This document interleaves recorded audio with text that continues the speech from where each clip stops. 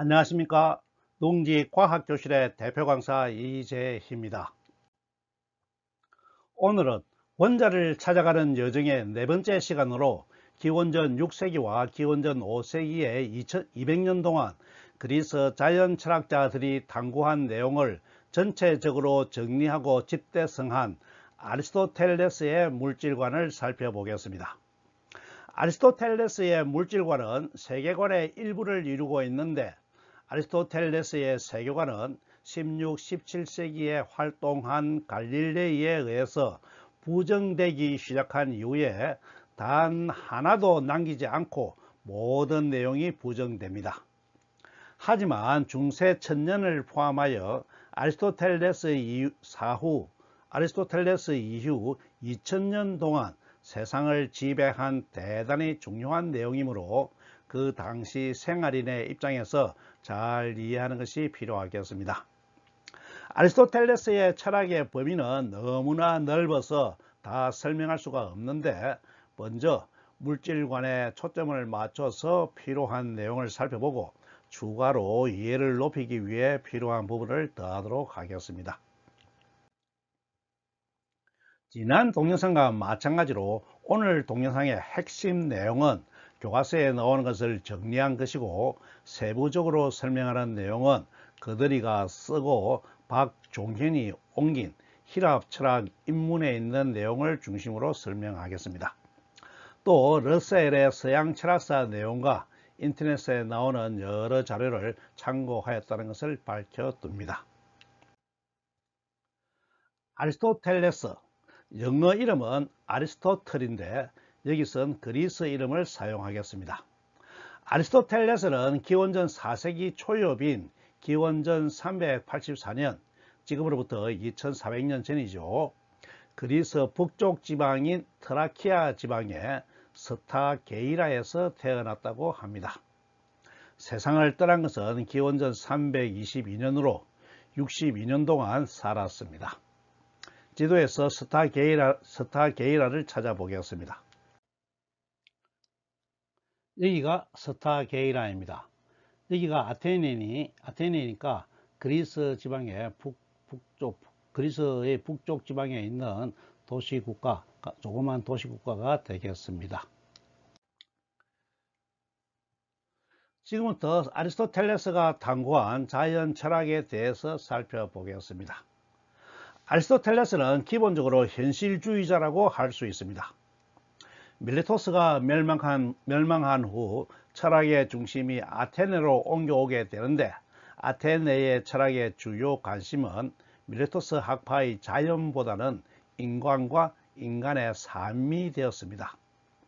아테네 철학의 중심에는 소크라테스가 있었는데, 소크라테스는 대화를 통해서 이치를 따져서 합리적인 결론을 유도하는 방법을 사용하였습니다.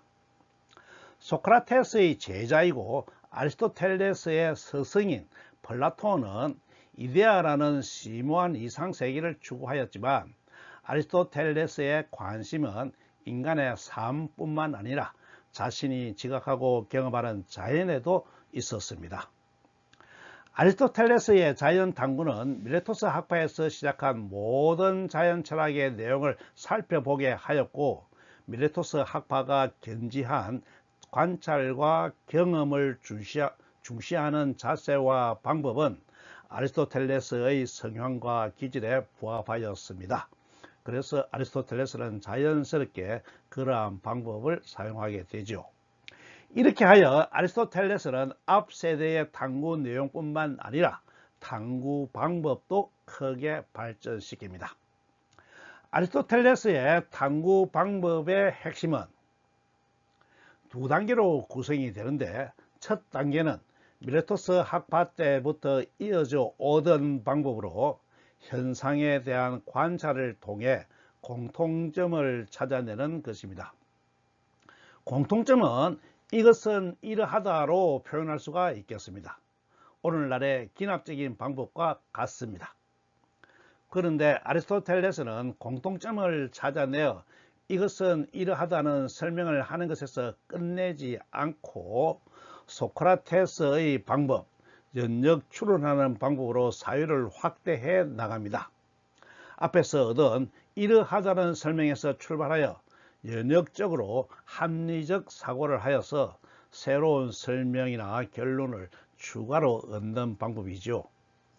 이것이 이러하면 저러하겠다 하는 연역 추론을 이어가서 새로운 결론을 만들어내는 것입니다. 2단계 방법은 소크라테스에서 플라톤으로 이어져 오는 대화의 논리 구조에서 나왔다고 하겠습니다.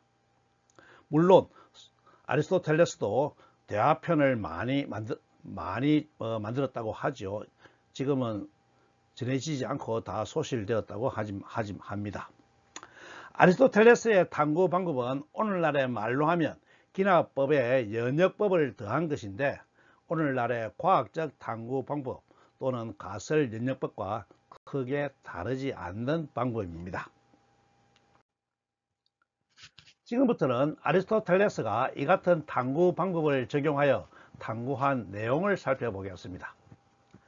앞에서 말씀드린 것처럼 아리스토텔레스는 자연 현상에 대한 탐구뿐만 아니라 인간과 인간의 삶에 대해서도 더 깊이 있는 탐구를 하였습니다. 이 같은 관심은 윤리학, 정치학, 시학, 수사학 등으로 정리되어 있습니다. 실로 자연과 인간 삶의 전 부분에 대해서 탐구하고 체계적인 지식을 수립한 대단한 철학자였다고 하겠습니다. 여기선 자연현상에 대한 내용인 자연 철학의 내용만 살펴보겠습니다. 아리스토텔레스가 가진 자연현상에 대한 탐구 내용은 크게 두 가지로 나눌 수가 있는데, 첫째는 만물을 구성하는 근원이 무엇이고 어떻게 되어 있는가 하는 미레토스 학파 때부터 탐구되어 온 소위 아르케를 찾는 것이고, 다른 하나는 만물은 변화하고 있는데 그 같은 만물의 변화 또는 운동이 어떻게 일어나는지 이해하고 합리적으로 설명하는 것입니다. 만물의 근원, 운동이나 변화의 원인, 말은 간단하지만 내용은 쉽지 않겠죠. 아리스토텔레스는 만물의 근원은 앞선 철학자들의 견해를 받아들이고 변화를 설명하는 데 탐구를 집중합니다. 아리스토텔레스는 변화를 자연 변화와 강제 변화로 구분하는데, 모든 자연 현상은 자연 변화의 과정이거나 결과가 됩니다. 자연 현상엔 사물의 자연적인 생성과 소멸, 생명체의 생장과 노화, 상태의 변화, 위치의 이동인 운동 등이 모두 포함됩니다. 또 모든 생활용품이나 문명은 인간을 비롯한 생명체가 만든 강제 변화의 결과가 되겠습니다. 아리스토텔레스는 경험하고 관찰되는 이 같은 모든 자연 변화와 강제 변화를 합리적으로 설명하는 것을 자연 철학의 최종 목적으로 삼았습니다. 아리스토텔레스는 변화를 합리적으로 설명하기 위해서 두 가지 전제를 설정합니다. 첫째 전제는 모든 사물의 존재와 변화에는 목적이 있다는 목적론입니다. 앞에서 살펴본 것처럼 아리스토텔레스는 우주의 생성 또는 세상의 생성은 따로 설명하지 않고 처음부터 주어진 것으로 받아들입니다. 하지만 비록 주어진 것이라고 하더라도 주어질 때는 주어진 목적이 있다는 것입니다. 뿐만 아니라 주어진 이유의 변화도 주어진 목적에 따라서 일어난다는 입장입니다. 이 같은 아리스토텔레스의 목적론적인 관점은 자연은 쓸데없는 일을 하지 않는다 라는 말에서 잘 드러난다고 하겠습니다. 두 번째 전제는 모든 사물의 변화에는 원인이 있어야 한다는 원인론입니다. 원인이 없는 변화는 없다는 것입니다. 오늘날 인간론의 뿌리를 여기서 찾을 수가 있겠습니다. 변화에는 원인이 있다는 생각은 실로 획기적인 것입니다. 현상을 이해하고 기술하면 될 것을 현상의 이면에는 반드시 원인이 있어야 한다는 믿음을 갖고 그 원인을 찾는 노력을 하였다는 것은 놀라운 일입니다. 오늘날에는 인간론을 당연한 것으로 받아들이지만 객관적으로 생각하면 당연한 것이 아닙니다. 아리스토텔레스는 변화를 만드는 원인으로 네 가지를 설명하였으므로 사원인론이라고 합니다. 사원인은 진료인, 형태인, 작용인, 목적인인데 핵심 내용만 간단히 말씀드리면 사물이 생성될 때 진료 안에는 목적을 향하는 네 가지 모든 원인이 내재되어 있어서 그것이 발현되는 과정으로 형태를 이루고 끊임없이 작용을 받아 또는 작용을 하여 최종적으로 목적이 이루어질 때까지 모든 변화가 일어난다는 것입니다. 내용이 쉽지 않습니다. 여기서 모든 자연현상은 내재되어 있는 네 가지 원인에 의해서, 달리 말하면 자연의 섭리나 자연의 본성에 의해서 변화한다는 결정론이 된다는 것만 이해하고 가겠습니다. 또 강제 변화를 나무가 침대로 바뀌는 변화로 설명하면 나무에는 침대가 될 수 있는 진료인이 내재되어 있고 나무의 형태를 변형할 수 있는 범위 안에서 침대의 형태인을 가지고 있으며 이 같은 형태인은 침대 설계도에 반영되고 목수의 작용인에 의해 목수가 일을 하는 것이 작용인으로 작용합니다. 작용인에 의해 최종적으로 침대라는 목적인에 도달하게 된다는 것입니다. 과정이 상상되지요. 네 가지 원인 중 작용인이 외부에서 제공되므로 강제 변화가 됩니다. 모든 강제 변화는 이 같은 논리 구조로 설명이 가능합니다. 오늘날에는 자연현상은 네 가지 기본 상호작용이 원인이 되어 일어나고 강제 변화는 인간이 가지고 있는 에너지 관리 능력, 달리 말해 음의 엔트로피를 만드는 능력으로 설명하지만 2400년 전에 아리스토텔레스는 목적론과 원인론이라는 전제에서 출발하여 논리적으로 설명하고 있습니다. 이 설명의 구조가 워낙 탄탄하여 2000년 동안 인간의 삶을 지배하게 되지요. 물질에 대한 이해는 세상에 대한 이해의 한 부분이고 명확하게 구분되는 것이 아니므로 이번엔 아리스토텔레스가 이해한 세상에 대해서 알아보겠습니다. 아리스토텔레스는 세상이 하늘과 땅의 두 부분으로 이루어져 있다는 고대로부터 이어져 오던 세계관을 받아들입니다. 그러므로 탐구해야 하는 대상도 두 개로 나뉘는데 하늘, 천상의 세계와 땅, 지상의 세계로 나누어집니다. 고대인처럼 고개를 들어서 보이는 것이 천상이고 몸을 굽혀서 보는 곳이 지상이 되겠습니다. 아리스토텔레스는 존재의 변화를 탐구하지만 천상과 지상의 생성에 대해서는 탐구하지 않고 그대로 주어진 것으로 받아들입니다. 말 그대로 자연이죠. 지금도 마찬가지지만 그 당시로도 우주의 생성 원리를 알아낸다는 것은 역부족이었겠죠. 그래서 시간을 낭비하지 않고 주어진 것으로 받아들이는 상태에서 출발하는 현명한 자세를 취한 것입니다. 아리스토텔레스가 받아들이고 이해한 천상의 세계를 알아보겠습니다. 천상의 세계는 구형의 형태를 가지는 천구인데 천구는 단일 천구가 아니고 작은 천구를 큰 천구가 감싸는 형태로 이어져 있는 형태로 설명합니다. 그러면 가장 바깥쪽 천구가 위 방향으로 천상의 끝이 되고 그 밖은 신이 존재하는 장소가 되어서 기독교의 교리에 부합하게 됩니다. 부합한다고 하기보다는 기독교의 교리와 접합할 수 있는 여지가 생기게 되지요. 그래서 아리스토텔레스의 자연 철학은 기독교의 교리와 양립할 수가 있었습니다. 가장 안쪽 천구가 아래 방향으로 천상의 끝이 됩니다. 그리고 천상의 세계에는 태양과 달과 행성과 항성, 별이 들어 있습니다. 천구에 들어있는 각각의 천체는 천체가 위치한 천구에 붙박이어서 고정되어 있는 형태입니다. 그러므로 태양의 천구가 있고 달의 천구가 있고 별의 천구가 있는 것입니다. 이들 천구들이 연결되어 있는 형태이죠. 아리스토텔레스는 천구 60개 정도를 연결하여 설명하였다고 합니다. 관찰에 부합하는 천체들의 위치는 달이 가장 안쪽에 있는 천구에 붙박이어 있습니다. 그러므로 달 위쪽은 천상의 세계가 되겠습니다. 이번엔 지상의 세계입니다.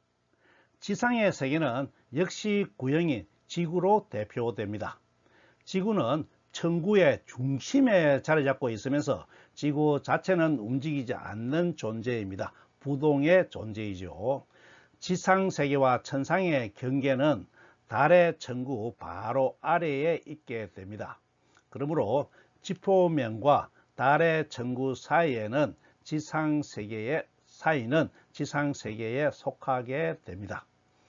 그 당시에 지하세계는 생각하지 않았던 것 같습니다. 어떻습니까? 아리스토텔레스의 세계관은 모두 틀린 내용이지만 그 당시엔 이렇게 이해한 천상세계와 지상세계로 인간이 지각한 세계를 이해하고 설명하는데 크게 어려움이 없었다는 것을 이해할 필요가 있겠습니다.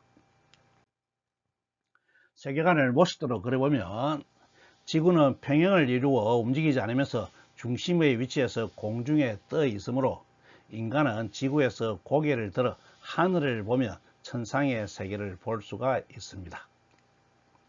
천상의 세계에 있는 천체가 시계 방향으로 움직이는 것은 천체가 붙박이어 있는 천구가 회전하기 때문이죠.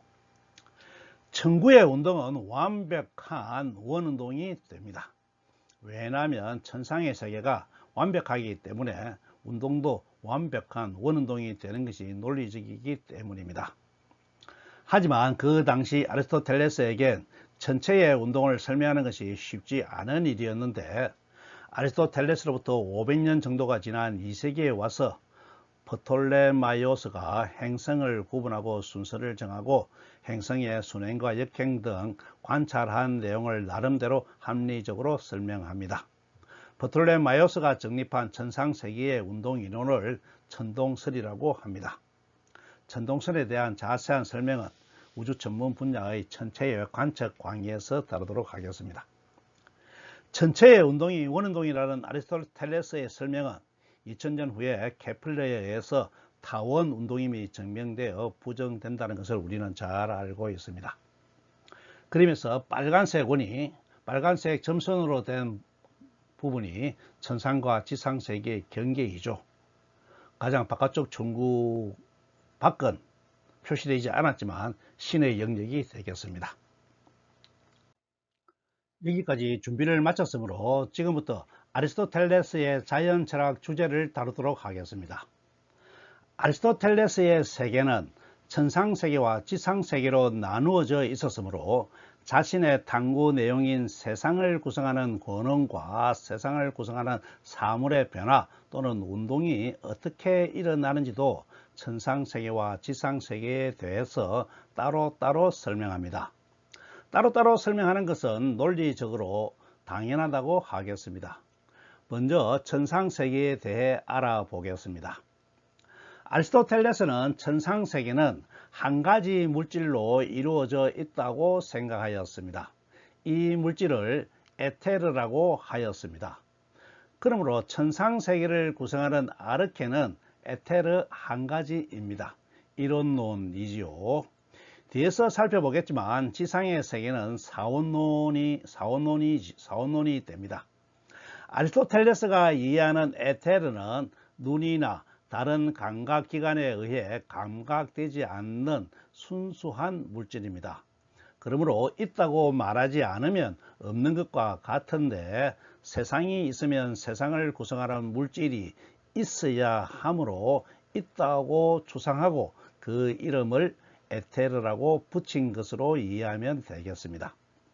에테르는 감각되지 않지만 감각되는 달과 태양 같은 천체도 에테르가 만든 것으로 설명합니다. 이것은 제대로 이해되지 않지만 에테르 이론론에선 논리적으로 부정할 수가 없게 됩니다. 에테르는 아리스토텔레스에 의해 존재가 가정된 이후에 2000년 이상 존재하는 것으로 받아들여졌습니다. 에테르는 19세기 말 마이클슨과 몰리가 빛의 매질로 에테르를 찾으려 했지만 찾지 못해서 비로소 없는 것으로 부정되게 됩니다. 이번에는 천상세계의 변화에 대해서 살펴보겠습니다. 아리스토텔레스는 천상세계의 변화는 천상세계의 존재 목적에 맞춰서 일어나야 하는데 위치를 바꾸는 원운동이 그 목적에 맞다고 설명을 합니다.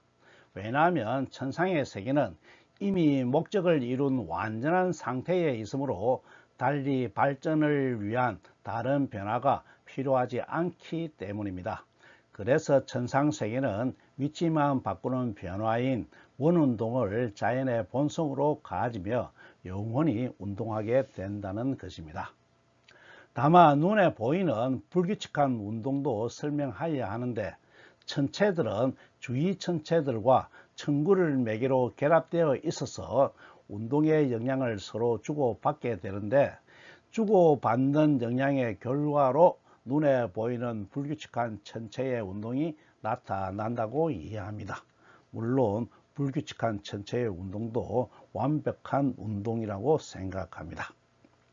아리스토텔레스는 천상의 세계를 그렇게 치밀하게 설명하지 않고 있는데 아리스토텔레스에게 천상의 세계는 지상의 세계만큼 관심이 많지 않았던 것 같습니다. 이상으로 천상의 세계에 대한 간단한 설명을 마치고 지상 세계의 근본 물질과 운동에 대해서 살펴보겠습니다. 아리스토텔레스는 세상을 구성하는 근본 물질로 자신의 독자적인 사상을 별도로 제시하지 않고 엠페도클레스의 사원소론을 그대로 받아들입니다. 세상을 구성하는 아르케는 물과 공기와 흙과 불이 되겠습니다. 하지만 아리스토텔레스의 주요 관심은 현상보다는 현상의 운동을 설명하는 것이었으므로 변화를 일으키는 원인을 설명하는 것이 필요하였습니다. 아리스토텔레스는 변화를 설명하기 위해서 사원소에 만물이 지닌 성질로 따뜻하고 차가운 정도와 습하고 건조한 정도라는 두 가지 성질을 추가합니다. 아리스토텔레스는 추가한 두 가지 성질로 만물의 변화를 설명하는데 원소가 가지는 두 가지 성질 중에서 일부나 전부가 변하면 다른 원소로 바뀔 수가 있다고 주장합니다. 따라서 사물의 변화가 일어나는 것은 사물을 구성하는 원소의 성질이 먼저 바뀌었다는 것을 의미하게 됩니다. 원소와 원소가 가지는 성질을 명확하게 구분하는 것이 대단히 중요한데 예를 들어서 차가운 사물이 따뜻한 사물로 바뀐 것이 아니라 차가운 것이 없어지고 따뜻한 것이 새로 생긴 것이 아니라 차가운 성질이 따뜻한 성질로 변화한 결과로 다른 사물로 바뀌었다는 것입니다. 이해가 되죠?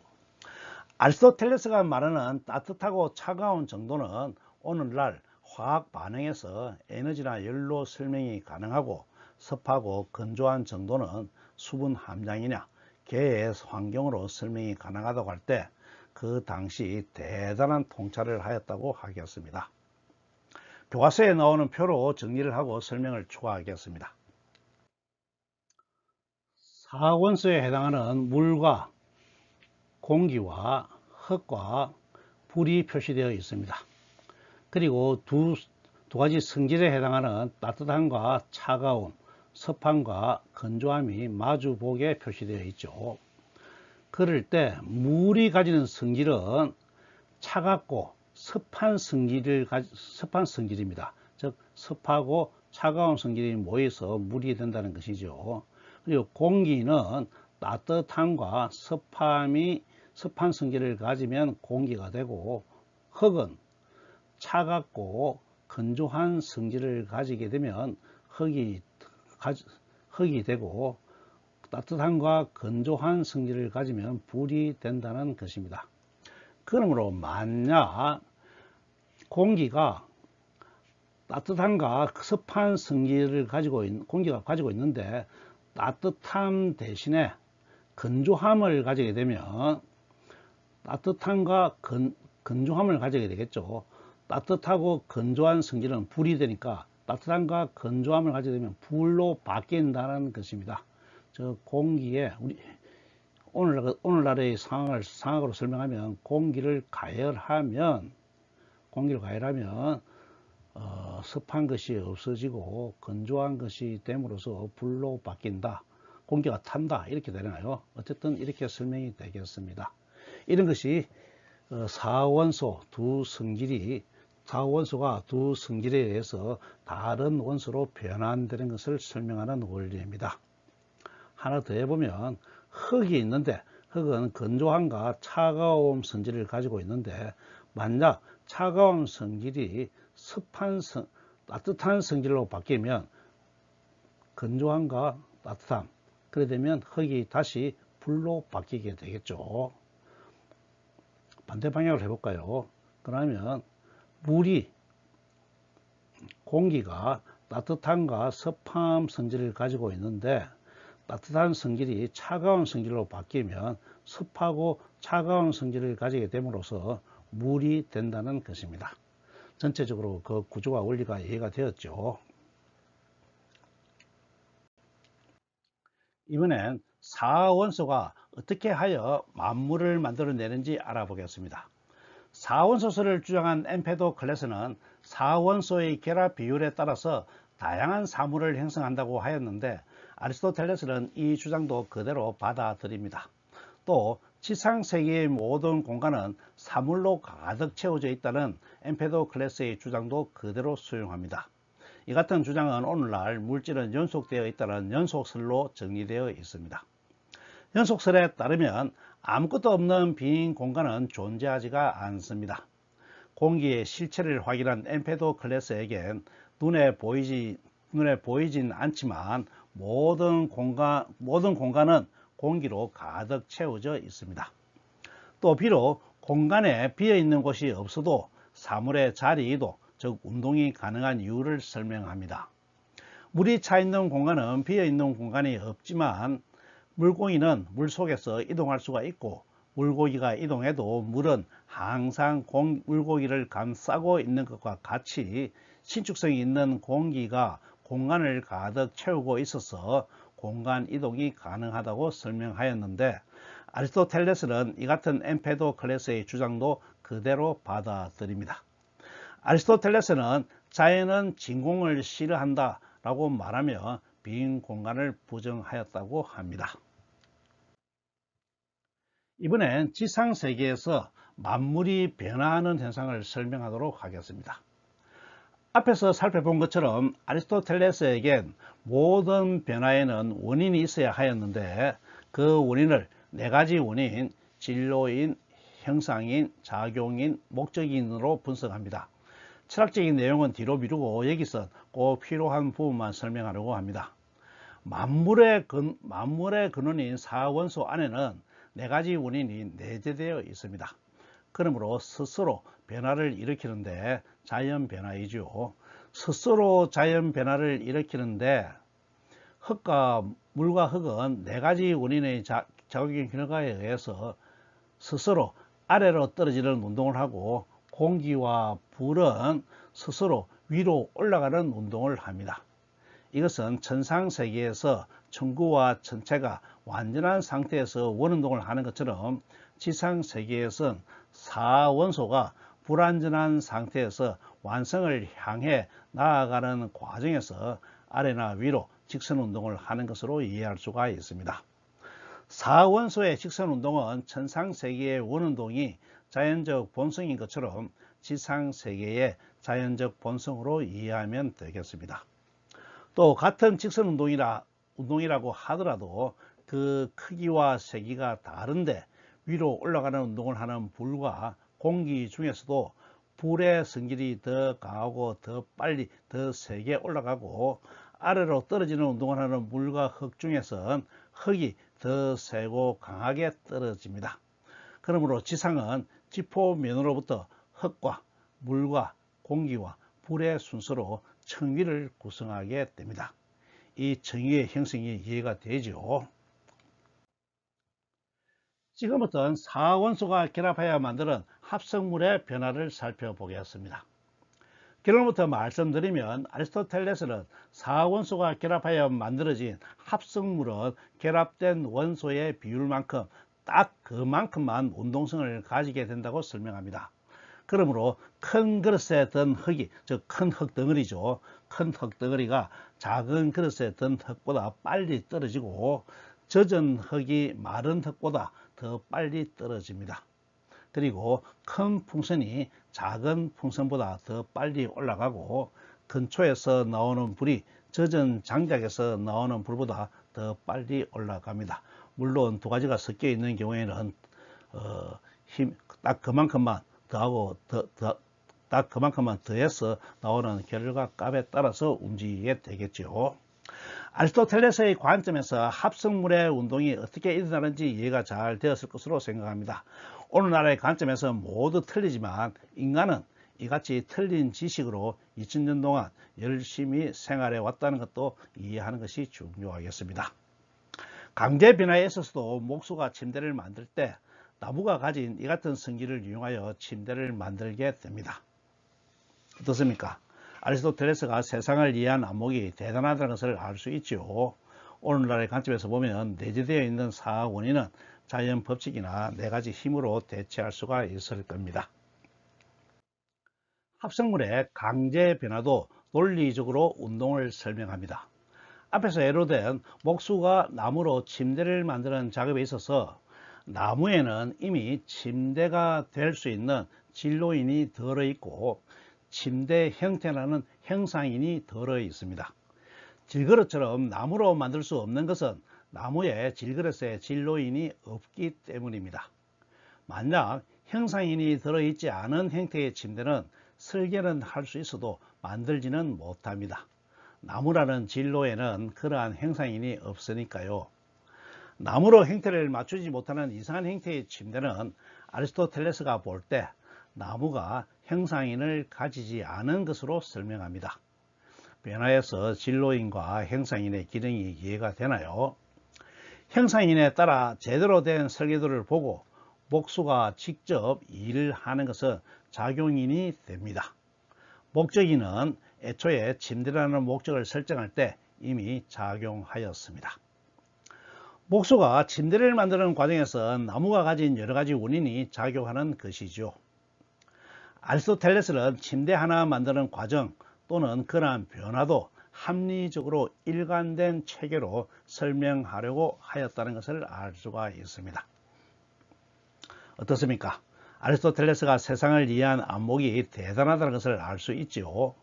오늘날의 관점에서 보면 내재되어 있는 네 가지 원인은 자연 법칙이나 네 가지 힘으로 대체할 수가 있을 겁니다.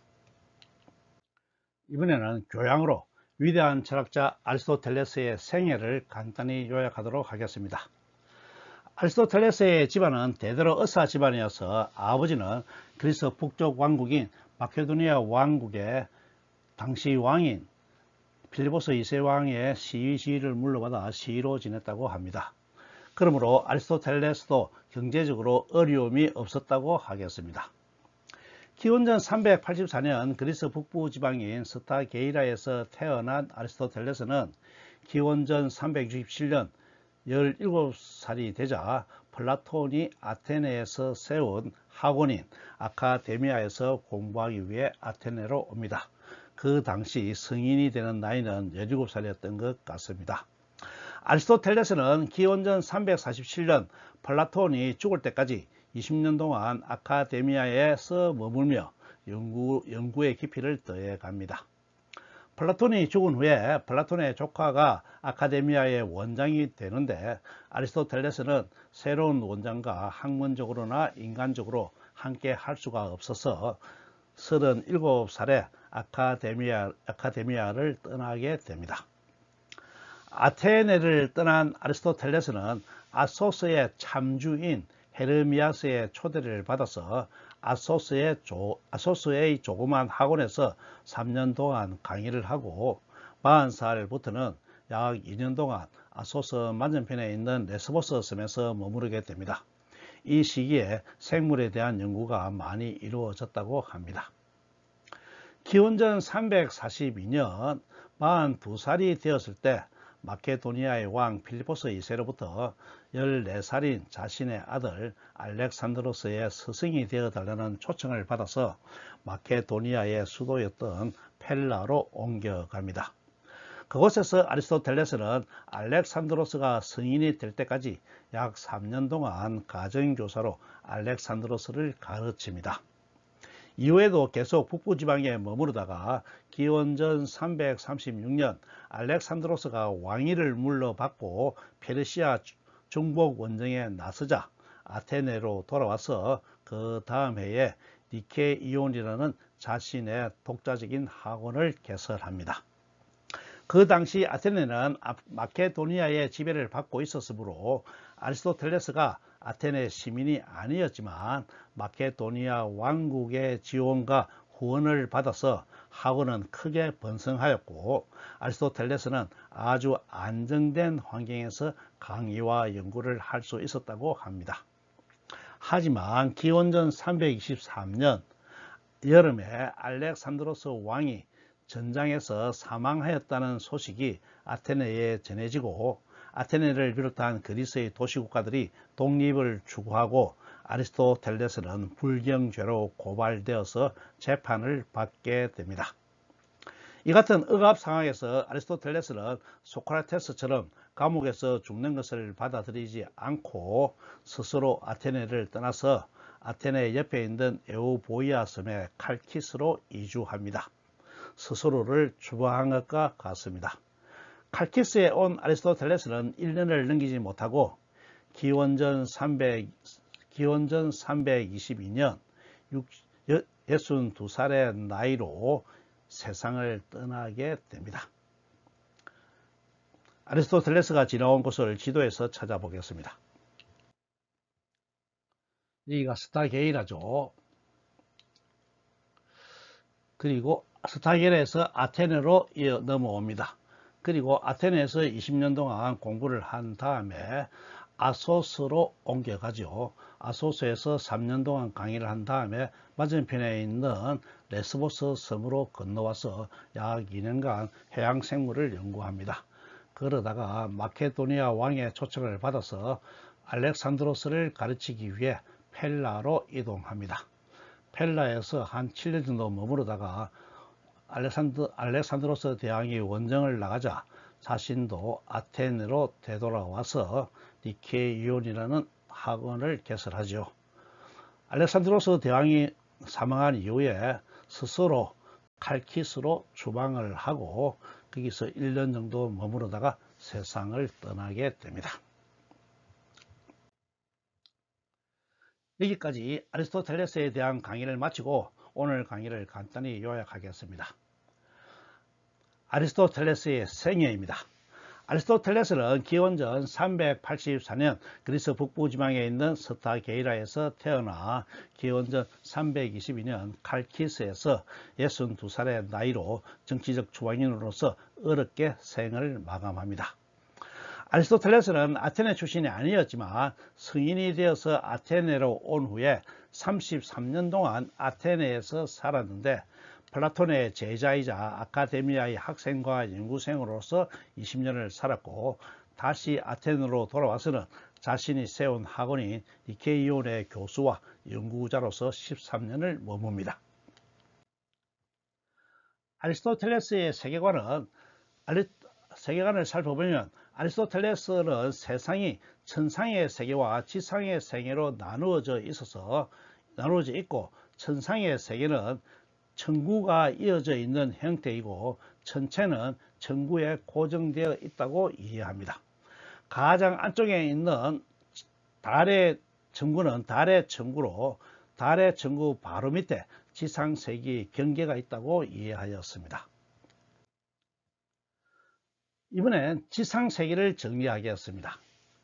지상세계는 구형인 지구가 천구의 중심에서 움직이지 않는 상태로 떠 있으면서 지표면과 달의 전구 사이가 지상의 세계를 구성하고 있습니다.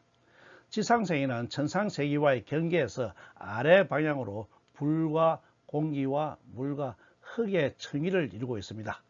땅 위에 바다가 있고 바다 위에는 공기가 있고 공기 위에 불이 있는 구조를 이루게 됩니다. 아리스토텔레스의 자연 철학의 탐구 과제는 사물의 근원 아르케를 찾는 것과 자연 현상의 변화를 합리적으로 설명하는 것입니다. 먼저 아리스토텔레스가 주장하는 아르케를 찾아보면 지상세계는 물, 공기, 흙, 불의 4원소와 두 가지 성질로 이루어져 있다고 하였습니다.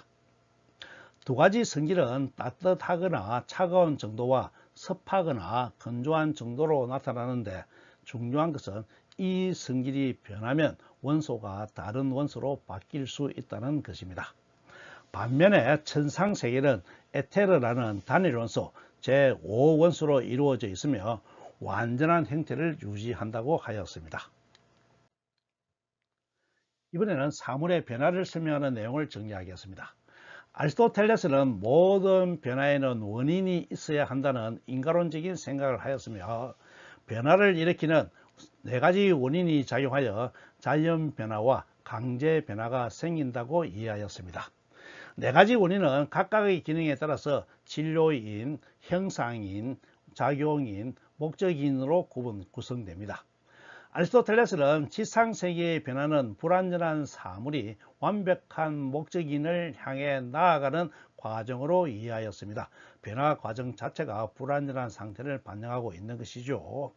반면에 천상세계는 이미 완벽한 완성체이므로 더 이상 질적 변화가 필요하지 않고 완성체를 유지하기만 하면 됩니다. 그래서 최종 완성체인 원운동을 영원히 계속한다고 설명합니다. 이번에는 아리스토텔레스의 운동관을 정리하겠습니다. 천상의 세계는 완벽한 원운동을 영원히 계속합니다. 반면에 지상의 세계는 지상세계를 구성하는 네 가지 원소 중에서 불과 공기는 위로 향하는 직선 운동을 하고 흙과 물은 아래로 향하는 직선 운동을 합니다. 이 같은 운동은 내재된 네 가지 원인에 의한 자연적인 현상으로 설명합니다. 합성물의 운동은 네 가지 원소의 결합 비율에 맞춰서 직선 운동의 방향과 세기가 결정되는데 무거운 합성물이 가벼운 합성물보다 빠르게 움직입니다. 그리고 지상세계는 빈 공간을 남기지 않지만 공기의 신축성으로 인해서 연속 상태를 유지하면서 이동이 가능하다고 설명합니다. 어떻습니까? 아리스토텔레스의 자연철학 핵심 내용이 잘 이해가 되었나요? 오늘로 그리스 철학자들의 물질관을 마치고 다음 시간부터는 어떻게 해서 아리스토텔레스의 물질관과 세계관이 부정되면서 새로운 지식이 나오는지 그 과정을 살펴보겠습니다. 다음 동영상은 그 첫 시간으로 토리첼리의 진공과 보일의 빈 공간 실험을 통해서 아리스토텔레스가 없다고 한 진공을 찾는 내용으로 구성하겠습니다. 오늘 강의는 이것으로 마칩니다. 감사합니다.